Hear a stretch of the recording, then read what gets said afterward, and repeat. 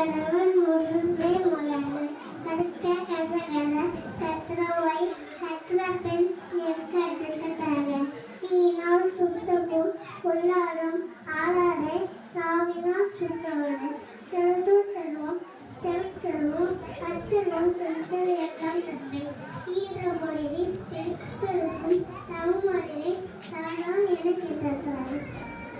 இனிய உருவாக என்ன மக்கள் கழிவு கை கவன் தருகிறது அன்புதான் என்ன